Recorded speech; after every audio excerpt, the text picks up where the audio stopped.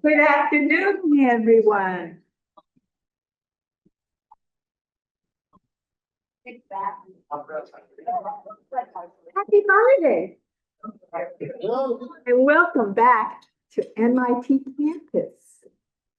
For those of you who haven't met me, I'm Sue Ko, member of the class of 1973, a little young for some of you, with a bachelor's degree in course 18, math still.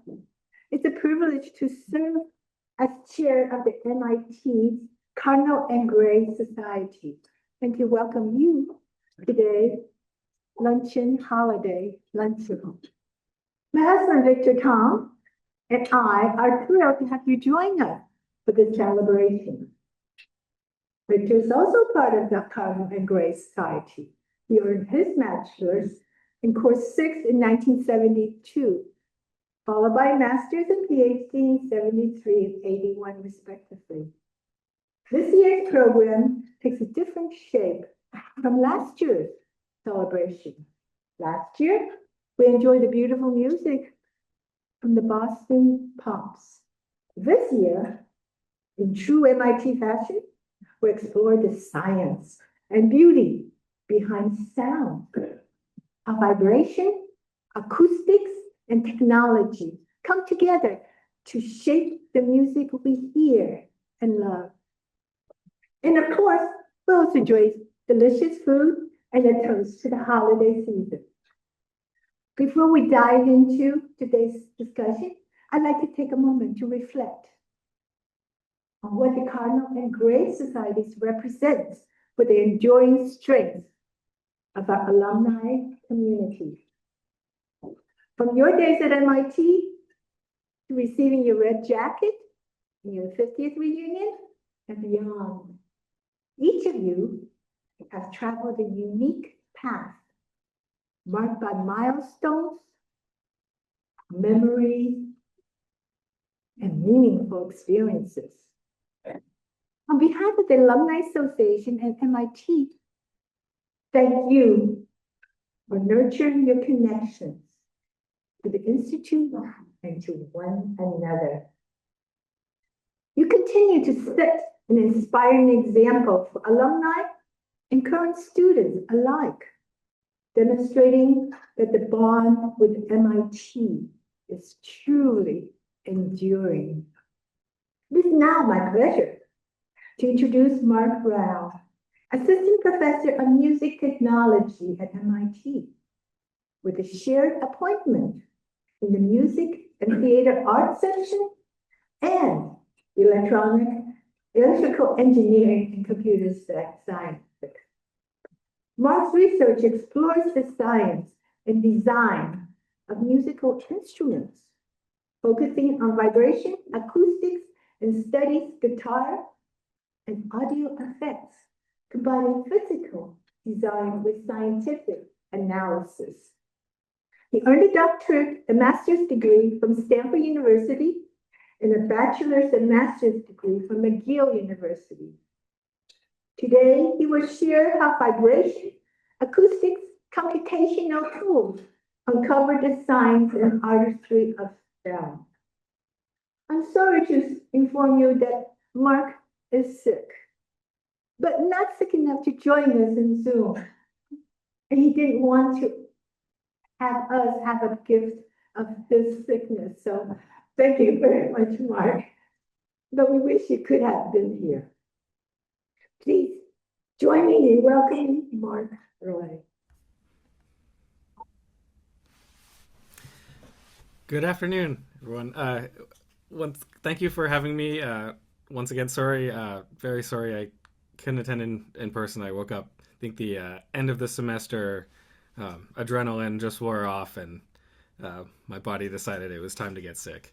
So, but I'm happy that I'm still able to present over Zoom and hopefully not get anyone else sick. So, I'll just share now.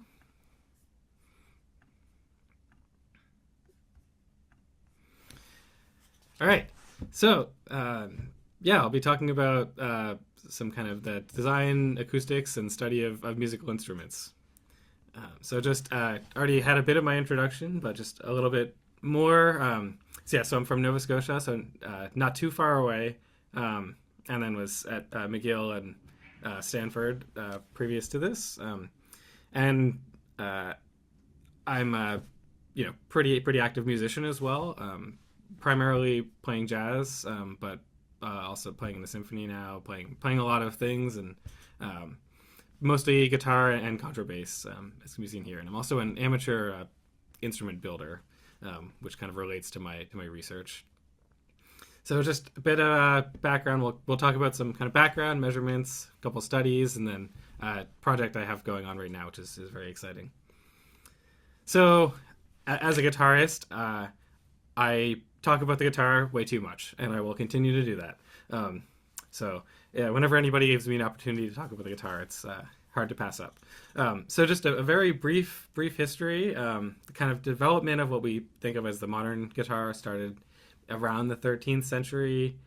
It coming from the kind of lute development and then getting into what we might recognize more like the guitar. And then there's different forms. So the kind of classical nylon string guitar, steel string American guitar, archtop, and then getting into electric guitars later on. I'll primarily talk about the American acoustic guitar, which would all dub it. So, developed in America in the late, mid to late 19th century, and largely characterized by this X bracing shown here. So, developed by the Martin company, which was an adaptation to allow for the instrument to handle the new higher tension steel strings, and then also change the sound of the instrument. So the nice thing about guitars is that there's a huge variance in the sound of them. So even just focusing on American acoustic guitars. So these are 7 or American acoustic guitars, all different size, different shape, and made of different woods. And the different woods will behave differently and make the instrument sound differently. So it's a kind of pretty exciting instrument to study, at least I think so. Versus, for example, the violin, which is also a very exciting instrument. But the kind of philosophy is, the common philosophy is Stradivari is the gold standard. You want to sound like that. Whereas in guitar, we want to sound like different things. What makes the guitar or different guitars sound different? So each has its own characteristic vibrational modal response. So you have these frequencies that the instrument will vibrate at, and then you have kind of the damping or sustain, so how long they will vibrate, and then how loud, so the amplitude of those vibrations. And all those are determined by the materials and the geometry of the instrument.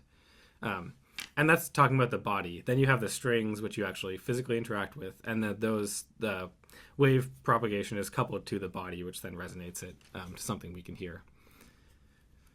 So if we take a guitar and we tap on it, so here's a half-built guitar. So if we tap on the bridge, so that's kind of what we're seeing here. So this is actually on the left, it's a wood plate. So what you would have that turns into a guitar. And then on the right, it's one step further. You have the two plates joined, and then you have the outline of the guitar. So what's happening here is a small hammer is striking the instrument, and then it's showing the time domain wave propagation of the wave spreading out through the wood. One thing of pretty interesting here is that you actually see it spread faster in each direction, faster in one direction and slower in the other. So for example, on the wood board on the left, you see it in the horizontal direction, spread out faster. So this is actually, if you think of a tree, so the tree is very strong as it's standing up, so it can support it. And that's actually the direction where that is kind of like the board is cut. So the higher stiffness translates to a higher speed of sound, which then, if we tap on it, that's in the time domain. So if we look in the frequency domain, so this is actually like visually, or like it's kind of how the instrument is vibrating. You can't actually see it. It's at a very high frequency. So this is the lowest resonance on a guitar on this guitar at 99 hertz. So that the top is moving in and out, kind of in conjunction. And then as you get to higher frequencies, you have these more complicated patterns of how the instrument is vibrating. So, yeah, how is this? How do we measure this? How do we study it? So the kind of generally we want to excite it how the instrument is excited, but in a kind of controlled way. So if you ignore the string, so we can and look at the bridge, so where the string is coupled to the body, that will show us how the body is vibrating, and then we could study the string separately in isolation. So the kind of common way to do this is to use, you need some sort of input signal, and then you have some output signal. So my preferred method is it's a force impact hammer, so it's a very small hammer here, with a piezoelectric sensor that's measuring the force of the input, and you're inputting just a tiny tap, so a very short time domain signal, which will then excite a very wide band frequency domain signal, and then it's measured with a laser Doppler vibrometer. So this is it emits a laser beam, and then since the object is vibrating, the reflected beam off of that is Doppler shifted. So then you're measuring the Doppler shifted beam and then comparing them, and then you can get a non-contact measurement of the actual vibrations on the surface.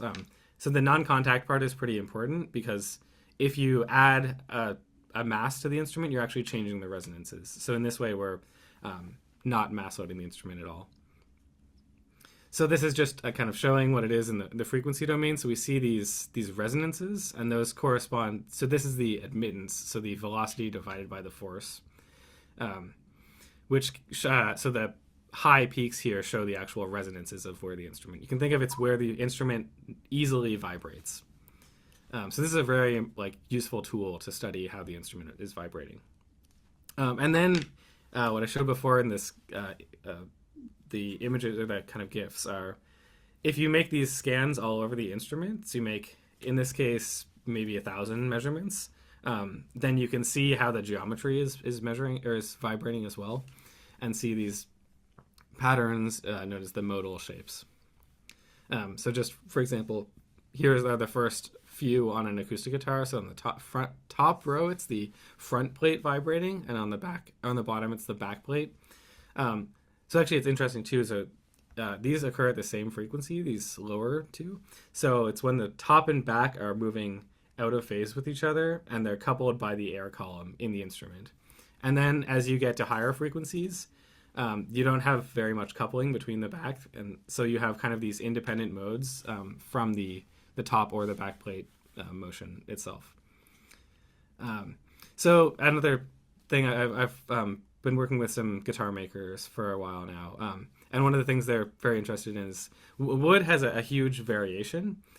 Even you have different trees which all have different material parameters and will then sound different. But even within the same species of tree, if it grows in a different place, it will sound different. And even the same tree, if one side of it is getting kind of the morning sun and one side is getting the evening sun, then even this, a board cut from the same tree, can have different parameters. So there's no way to just know for sure. Just say, I have spruce, it will behave this way. That it doesn't really work.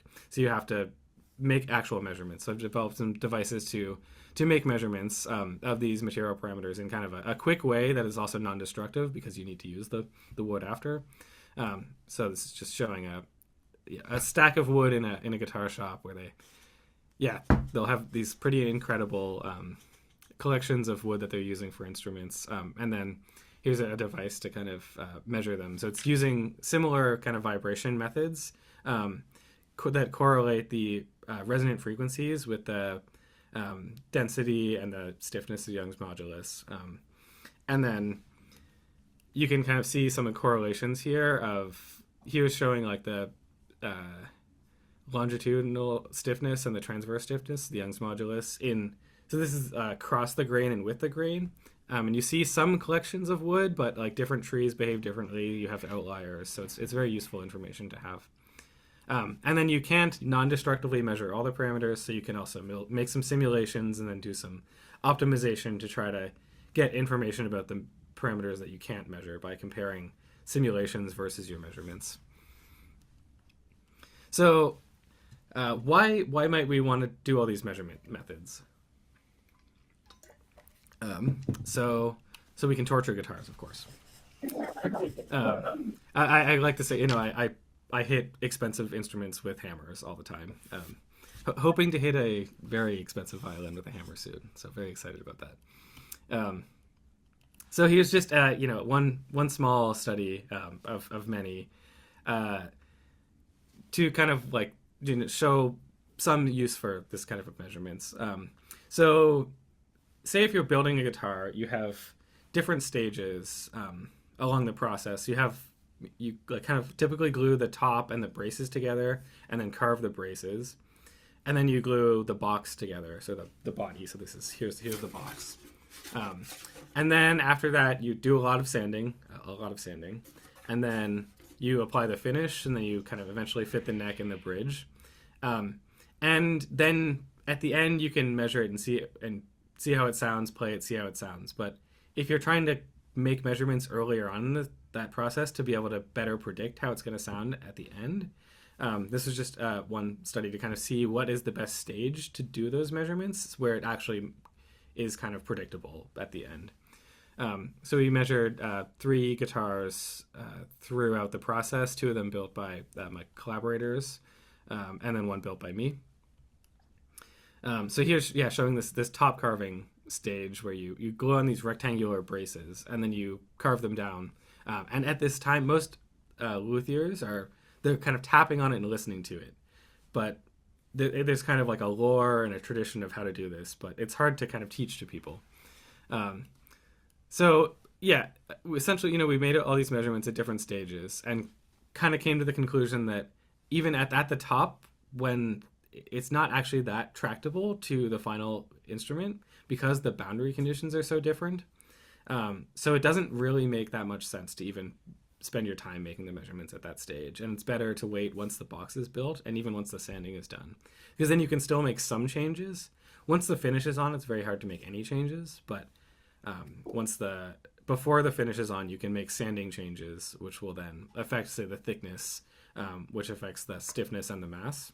So then you can change the resonant frequencies of the instrument.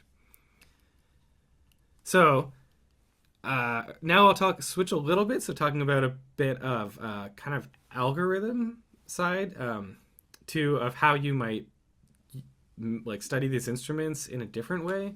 So the kind of motivation is, that study was great, but it took 6 months because you had to make 3 guitars and it's not fast to make instruments. It takes a ton of effort. So it's hard to do kind of controlled studies of building physical instruments. And then the other alternative is to make fully synthesized instruments that you might play with like a keyboard, but it's designed to sound like a guitar. But in that case, the difficulty is that it's really hard to play it in a realistic manner to know how it's going to sound. So I was trying to come up with an idea to more quickly and more realistically study the changes to an instrument and be able to actually hear them and say, do I like this change? Do I not like this change? Why does one fit certain music styles of music better? So the kind of idea that eventually came up with was to kind of a hybrid between it's inspired by the synthesis method, but so you're like processing, but actually playing on a physical guitar. So you're playing on an electric guitar, but you're processing each of the strings separately to mimic the physical difference between those strings and the strings on, say, an acoustic guitar. And it could be one you've measured. It could be any kind of theoretical or modeled instrument. So it's kind of inspired by this. This is kind of the a way to synthesize string response. So you have these 2 traveling waves on the string, which you can then simulate with digital delay lines. And then at, say, the end where it attaches to the bridge, you have what's called a scattering junction. So some of the wave energy hits the bridge and is transmitted to the body, which is then radiated. And some of the wave energy is reflected back to the string, which is what keeps it ringing. And you have this trade-off between keeping the string ringing and letting the string energy propagate out to be radiated as sound. So this is this is how it actually physically works, and this is you can model this in a digital system. And I wanted to kind of mimic this, but get the realistic playing style. So the kind of thought was take a like neutral sounding guitar, so an electric guitar, where the vibrations don't really influence the sound, and then process these strings individually to kind of mimic this difference to a different arbitrary guitar. So you have to you can calculate these like scattering junctions by looking at the impedance difference between the body and the strings, which we can measure. So that's what the kind of admittance measurements I showed before were. The admittance is the impedance, or the inverse of the impedance. So it's kind of has the string or the resonances of the body built into it, and we can use that as a way to kind of know how the string is going to behave once it interacts with the body. So we can do that, and then we can make this kind of correction filter, which mimics the change of the difference between our two instruments. And then once we have that, we're essentially modeling the acoustic guitar, but while being played on an electric guitar. So just a quick kind of test case is here we have this electric guitar, which has almost no body vibrations. And then we're measuring each string simultaneously, and we're trying to mimic this acoustic guitar. So we do these measurements that I mentioned before with the laser vibrometer and the hammer, which gives us the impedance of kind of both guitars, which we see here is the impedance. And then we create this reflection filter. So if it's a 1, it's just a perfect reflection back to the string. If it's a number less than 1, that means we're losing energy at that point from the string, and it's going to the body. You could also make a transmission filter, which is related to this. So just to kind of demonstrate, here's just a single string pluck of it's of the like electric guitar. Here, kind of analyzing the decay time of the different harmonics of the sound. So this low E string, the fundamental frequency is around 82 hertz. So then we'll also have 164 hertz, 246 hertz, and so on. And then the electric guitar here shown in blue, so a very long sustaining note, and then the acoustic and the modeled guitar down we're matching the sustain better. So I'll just play some quickly. So here's the electric guitar, just the pure string.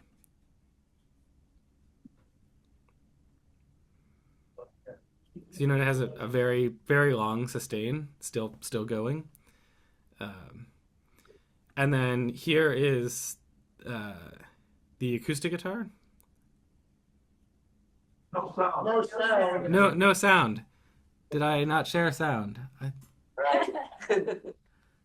Classic mistake. All right, let me try this again.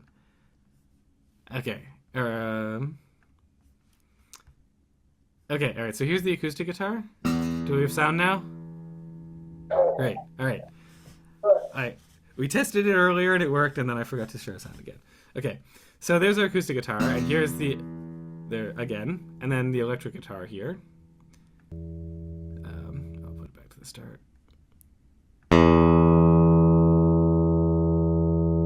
So a very long sustain, and not a very kind of complex or rich sound. And then here's the modeled version. So this is trying to make the electric guitar sound like the acoustic guitar. So I'll just play these next two. The kind of reason for doing this is to try to study the sound in a way that is closer to how musicians will play the instrument. So you could say, change maybe one resonant frequency and see if people can actually hear the difference. So you can find these thresholds of where people can notice the difference in the sound and see what they actually prefer. So here's, in a kind of extreme case of this, but if you take all the modal frequencies and then shift them up in frequency, then it kind of sounds like a different instrument. So here, I'll play the original.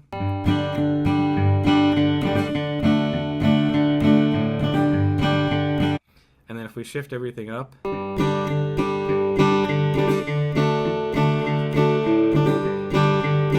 so it's the same notes, it's the exact same recording going in, but the timbre, so the timbre is described as everything that's not the timing or the frequency of the note or the amplitude. So it's kind of the parts of the sound that make it kind of distinctive to what it is. So you could think if you say play the same note on a piano versus a saxophone, it's the same note, but it's the timbre is the difference between them. And that's due to kind of the acoustics of the instrument and the way it sounds.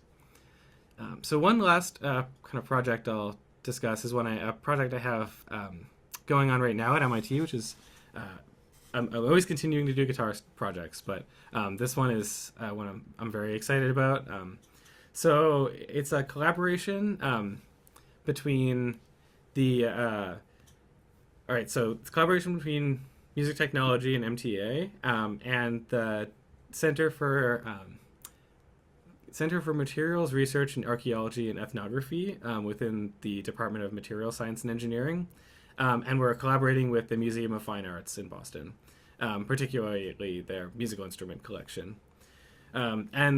So the kind of motivation is I go to musical instrument museums all the time, and I want to play the instruments, and they don't let you play the instruments for very good reasons. They want to preserve the instruments, but even something I want to hear them. And one time I bought an audio guide, and I was like, great, I can hear the instruments, and then I just heard somebody talking about the instruments, and I was very sad. So the goal of this project is to make kind of digital and physical replicas that anyone could play and interact with. So say you're in the exhibit, you can look at the instruments, but then actually be able to play one. So we want to make these measurements and kind of geometry and materials and sound measurements to try to replicate them. So just a bit of a introduction to the collection. So the MFA has the collection started in 1917 with 560 instruments purchased from Francis Galpin, a kind of the grandfather of studying the kind of instrument collections and the kind of history of them. And it has grown to around 1,500 instruments spanning from 1550 BCE to current, and instruments from all over the globe. So the big thing that we have done, or one of the big things that is allowing us to do these studies, is that we actually have a CT scanner that we're able to acquire for this project. So the project is supported by an MIT Human Insight Collaborative Mythic grant, and so we have a CT scanner. So you could take the instruments, go to a hospital, use the CT scanner there. Turns out this doesn't work so well in practice. The CT scanners meant for humans are kind of very complicated to use. It's hard to get time on them. And notably, it's almost impossible to take museum objects out of the museum because of the insurance. So we have one in the museum, which is incredible. So it allows us to see kind of the interior of the instrument. So this is a Paracas whistle from the Paracas culture, which is about 2,500 years old. So we see kind of this is a slice through here, seeing the interior. And then we're working towards kind of making copies. Sorry.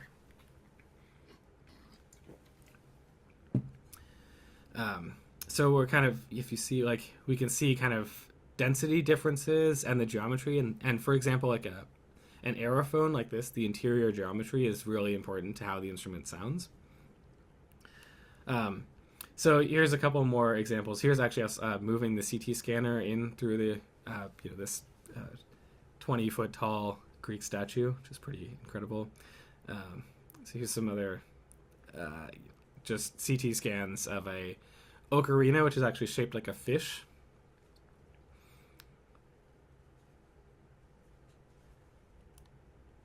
So some of the kind of applications of these scans are, for example, on the Paracas whistle, knowing the CT scans, we actually learned that how the instrument was created. So it was created by wrapping a layer of clay around. So it's known as the coil method, where it's wrapped around, and that's how you kind of form this cylinder-like object.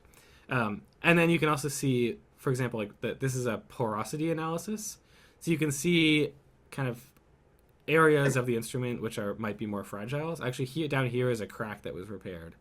And this is really important for the museum curators as well, because they need to know if they're mounting the instrument for display or if they're like storing it, they want to know how to handle it in the way that's the least likely to damage the instrument. And we can also measure things like the interior geometry, which is really important to getting the sound right. And of course, we're doing acoustic measurements to kind of verify our models that we're getting to eventually. So here are a couple examples of dance master fiddles, so very, very small violins from the 18th and 19th century.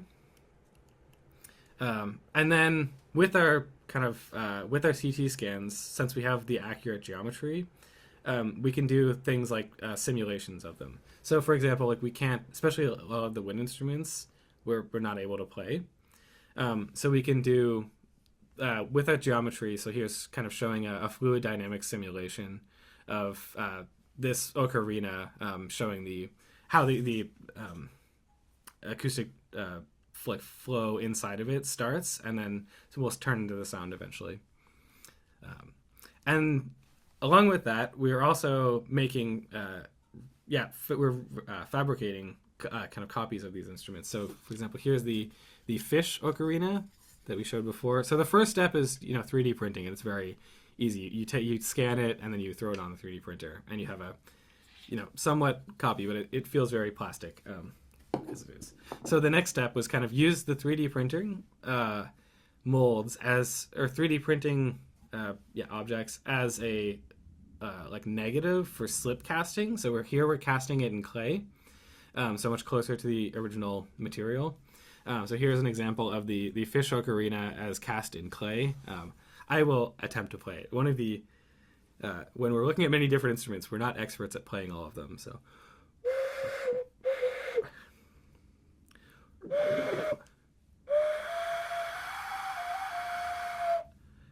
So I need some practice, I think. But for example, here's our Procus whistle, which, if you can see here, I think is very neat too. It's also the whistle is playing a whistle, so it's very, very fun.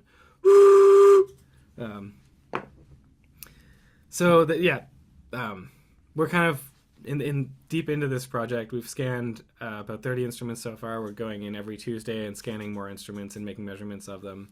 Planning to get at least 100 instruments, if not more. A lot of the times you have to each scan takes a few hours, or can take up to a few hours.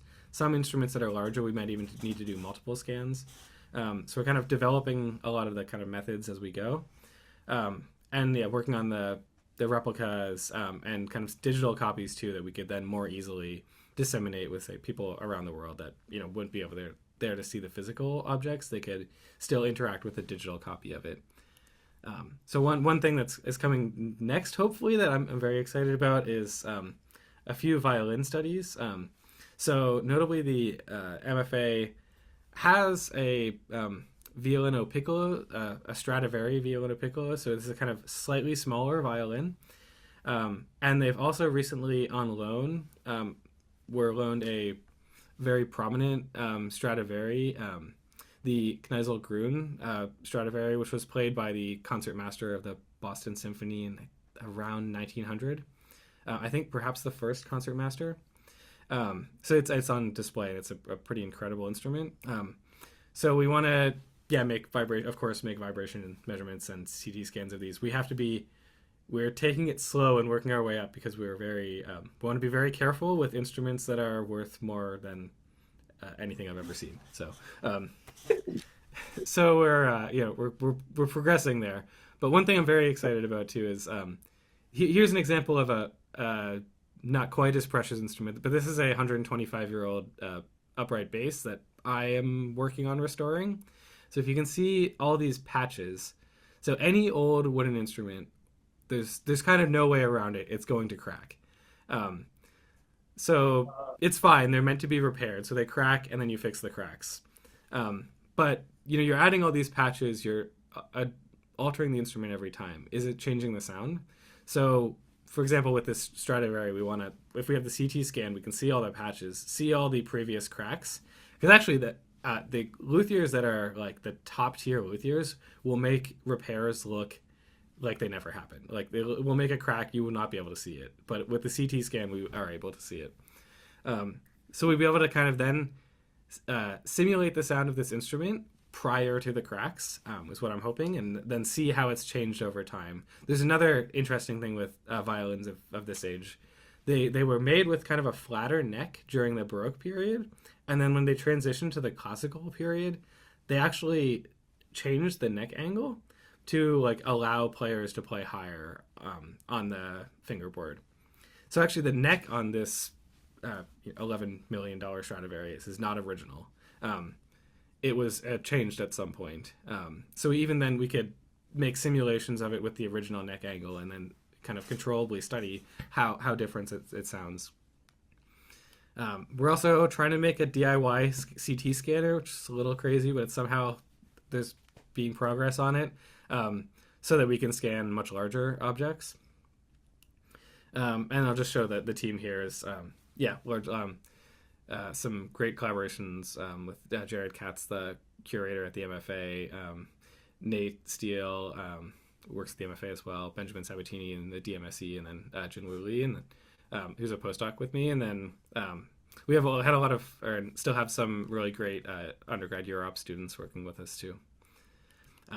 So that's, I think I'm doing okay on time. I think I'm pretty good time wise. So I think maybe, is it now the question time, or? How much should a professional guitarist know about the science of it, and how will that impact performance? Interesting. I think largely they don't need to know. Like, so professional guitarists will. The process of finding an instrument is largely, you go to a store and try many different instruments until you find one that you like. So that kind of, there's nothing wrong with that. And there's actually, pluses to that too. You might find something you haven't thought of, like that you like. But then there's the other way of like, what if you don't find it, and how do you get to that sound? So there are certain, like professional guitarists who think about it a lot. Like I've, talked to them, they are always searching, and they ask you really great questions, and they want to know why it's not working the way they think it is, or what's so special about one and not about others, so they can kind of find the difference. And a lot of the times it's, especially when you have like a unique instrument, it really inspires the performance a lot. You get this, there's even like on the kind of Stradivari front, there was a study that kind of showed that in a blind test, people like even actually preferred modern violins, but still by incredible, like the top level luthiers. But then as soon as you take off the blindfold, they prefer the Stradivari. So there's this emotional connection too, which it's not just that they're faking, like tricking themselves into this. It's that you're making art. It's not just a science. You're making art, and if you know the history of this instrument, say if you know, like, your hero from 100 years ago played on this instrument, you will have a different emotional reaction, and you will play music differently as well. So that's, not like it makes it very complicated to study, but it makes it very interesting to study. Yeah, thank you.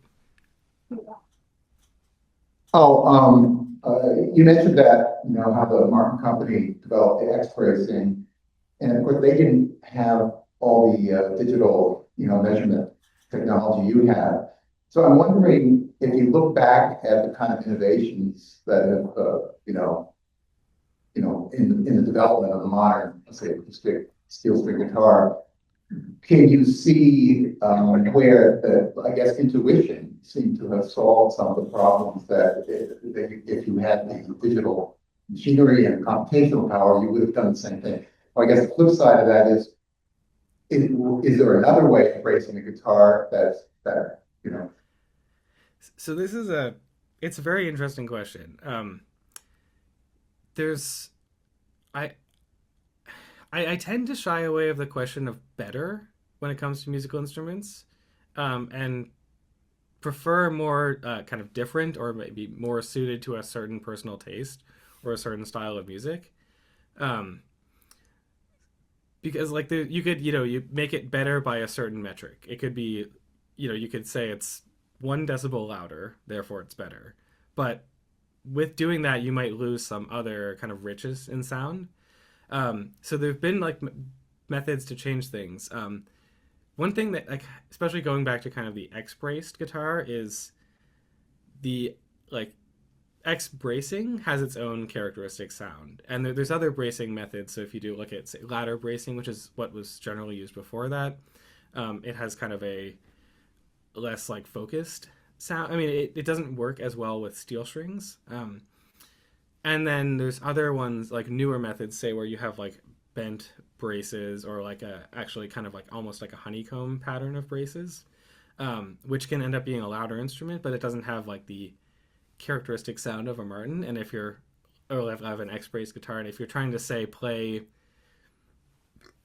old time music, or say you're playing music that is, based on music from, say, the 1930s, you probably want a guitar that's based on music since the 1930s. You don't want something wildly different. Whereas a lot of these different guitars end up being for like pushing new genres. So like fingerstyle players, I like a lot of the instruments like this. But even then, the folk boom of the 60s was using essentially Martin style guitars. So that influenced what we, like, a lot of people grew up with as well. So they associate that sound of that type of instrument with, certain genres. That's all the, every acoustic guitar song of the Beatles was an X-braced guitar. So if you're trying to play a music like that, then you'd probably want an X-braced guitar. So I think that was maybe kind of answered the question. I think there were a few other tangents, but it's an interesting kind of question. Yeah. Professor Rau, thank you for your presentation. I was surprised at the height and narrowness of the peak, the first resonance of the guitar, and thought that if you played that note, it might be really jarring. I'm wondering what happens when you play exactly at that note. That is a great question. So, yeah, that can be the case. So it tends to, since it's around 100 hertz, it doesn't actually sound that jarring, because the way we hear sound is, not linear. So we are not as sensitive to low frequency sounds. So around even 100 hertz, it like doesn't sound as quiet. You have to actually play low frequency sounds very loud to have them kind of be perceived as loud. We're much more sensitive to, say, around 1 or 2 kilohertz. But it doesn't end up sounding like jarring as in it's super loud. It is a little bit louder if your note is right on that resonance. What I think becomes more of a problem is that the string energy decays very fast there, because you're transmitting that energy out of the, as radiated sound. So you can have this, maybe one note actually only sustains for half a second, whereas the note beside it might sustain for 3 seconds. So you have this kind of like difference, and they're known as dead spots. So actually what you often want to do is try to tune it so it's not right on a note. So it's between two notes, so you have less of this effect. This is also related to, if you're familiar with the concept of a wolf tone on stringed instruments, bowed stringed instruments, where it's when you're playing very close to a resonance. It's a different system there, because there you're constantly exciting the system with the bow, whereas on a guitar you're just plucking it, so you don't get this, like, on a bowed string you get this kind of warbling where you're going like very like kind of around the resonance, and it's kind of disturbing the bow motion. But on a plucked string, it's just you put the energy in once, and then it's just decaying. Yeah. Thank you. Great talk. Thanks for sharing with us. I'd like to know if you're familiar with a place called the Musical Instrument Museum in Scottsdale, Arizona. They have quite a collection of historical instruments all around the world, and I'm wondering if there's any kind of collaboration that might be possible with their collection. I am familiar with it. I have not had the fortune to go there yet. It's on my list of, next time I'm in the Southwest, I really want to go. So one actually other instrument that I'm became a little obsessed with is the octobass. A contrabass is about 6 feet tall. And the octobass is about 11 feet tall. So it's twice as big as a contrabass. and plays very low notes. So it was developed in actually 1850 in France, and the original one is at the Paris Musical Instrument Museum, and to my knowledge, there's only 8 of them in the world. So one of them is at the Musical Instrument Museum in Phoenix, and there's the lowest note is tuned to, I think, it might be 17 hertz, which is below human hearing. But there's my other tangent of the octabass is so there's 8 of them in the world. I think 3 are in museums, 2 are in private collections, and the other 3, the Montreal Symphony Orchestra has them, and they actually play them in concerts. So just prior to coming to MIT, I was doing a short postdoc back in Montreal at McGill, and I was living 2 blocks away from 3 of the 8 octabasses in the world, so I had to get in, and I got to play one, made measurements of them, kind of made comparisons to the other instruments, and yeah, it's an incredible but incredibly impractical instrument. They weigh 300 pounds, not very easy to move around. They have to use like the lighting rigging to move them, but it does support the low notes better than a contrabass, so pretty fun instrument. Thank you very much for a great talk. Thank you very much for a great talk. I have read that Stradivarius' construction of his instruments was using waterlogged wood, which substantially changes the performance. Can your analysis account for things like that? I'm sorry, I lost a little bit of the question. I heard something about Stradivarius, but Stradivarius using waterlogged wood. Does your analysis account for things like that? So there's been some studies on the kind of treatments of the wood beforehand, and some people, I have not seen a conclusive study that shows that something like waterlogging the wood beforehand would have a significant effect on the sound.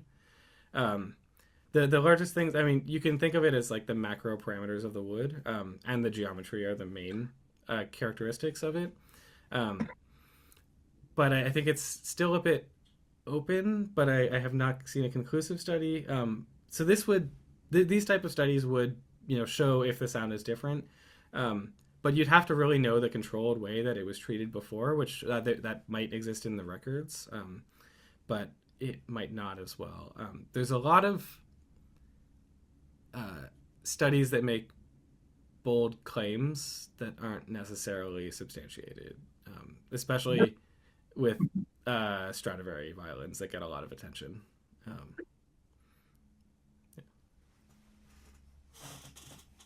Professor Rau, thank you very much.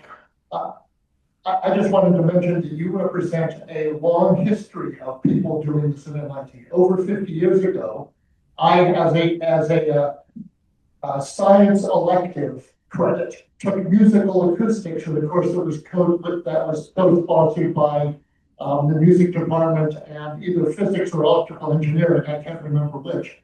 And the professor was in the process of designing and building his own guitar as well.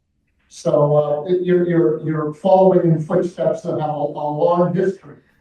One of the things I noticed though is you're showing sort of the relative amplitudes of the various overtones of the pitch in your decay graph. Mm-hmm. And it's the relative strength of those frequencies that determines what makes a given instrument sound like that instrument, why a clarinet sounds different from a oboe or a violin or a guitar, for instance. But in the case of, say, the piano, they place the location of the hammers at a precise location to enhance and suppress certain harmonics, like the 7th overtone you try to get rid of because it beats. But in guitar playing, you're plucking the string wherever. So how does that affect the sort of work you're doing and the work that designers of new instruments can use your studies for compensating for? Yeah, thank you. So on the first note, very fortunate to be joining a long history of kind of similar work here. There's and a lot of the people that do this kind of work are pretty much all musicians and probably did some kind of science or engineering, and then are maybe at some point I'm not at the level where I could be a performing musician for a career, but I also love this other thing, so I should smush them together. And there's quite a few of us that enjoy that. On the note of the harmonics, so so that's why I was kind of developing these methods to be agnostic of the string and the player. So the one example where I showed with the relative decays, those were just all plucked at the same position, or like it was a single pluck. So yeah, if you change the plucking position, you're changing the relative amplitude of the harmonics based on where you're interacting with them on the string. But that is, that's a player interaction, so that can change. But what is kind of not changing is how the body is interacting with each of those harmonics. So the body just sees, it's essentially a linear system that sees whatever frequencies come in. And if it sees a different, string pluck with different harmonics, then it will kind of alter them in the same way. So it's, in this case, left up to the player. So you said the kind of relative harmonics, and assuming kind of you had the same pluck location and you were looking at different instruments, then you'd see different amplitudes. And that's kind of what I'm interested in, is the actual design of the instrument. You would say that you could do the same kind of thing with a piano. Say if you have two different pianos with different woods, or say different, say even a different thickness of the top plate, and you keep the hammer in the exact same spot, and then look at the difference between them. That's kind of what's happening here. But then you get to the other case too, where you also can get a nonlinearity of the string, so that you get this pitch bending, or so like at higher frequencies the harmonics actually go a little sharp, which is very prominent on pianos. That's why the low strings are actually tuned flat and the high strings are tuned sharp, to try to kind of equalize this across the instrument. And you can reduce this by getting a longer piano, which is why we want 9-foot concert grands. So this will be our last question. This is sort of from left field, but you've been speaking today about trying to perfectly replicate and understand classical instruments for a long history, that have all sorts of, I use the phrase, emotional resonances in them, memories that make us like, for example, guitar music that is played on 1960s guitars, appropriately. There's also another direction, as I think seen in synthesizers, where one wing of the synthesizer movement goes for perfect replication of the true grand piano, with exquisitely done collection of digital waveforms, things like that. And the other direction goes for the synth pop that's popular in the 80s and music. And what sort of work is being done? I call it from left field because it's not your area, but on understanding, on new instruments and why an instrument will evoke a particular, other than memory, will evoke particular emotional responses in the skull and when the brain processes, that sort of thing. So I think we're taking a presumption that we want to hear exactly understand the old instruments, as opposed to saying we're going to make something that isn't in any way a replica of an analog. What meaning would it possibly have? It's a very interesting question. It's not totally out in left field. A lot of my work is on studying historic instruments, but a lot of it is on making new creative directions too. So on like algorithms for processing sound to sound like something that's not physical. Because that's a kind of exciting thing. Especially, I really like the area where you start with physics and then at some point you break physics. Say I want my trumpet to be 100 meters long or something like that. You could still put your physics in it. At some point you may even break it. Which then you can get really interesting sounds. Which largely musicians want they just like want to explore things and like have new. Certain people just want to, I play the piano, I want a Steinway, and that's it. But especially, people in kind of more like pop fields are very open to new sounds and the way that can inspire something. So they just want like a lot of different things. I've heard people say their favorite like option on like a digital synthesizer is just the randomize button. So it randomizes all the parameters and you can hear what that sounds like. The question of how does that affect kind of the emotional response and the memory, that one is a little bit further left field for me. I don't work quite in that field.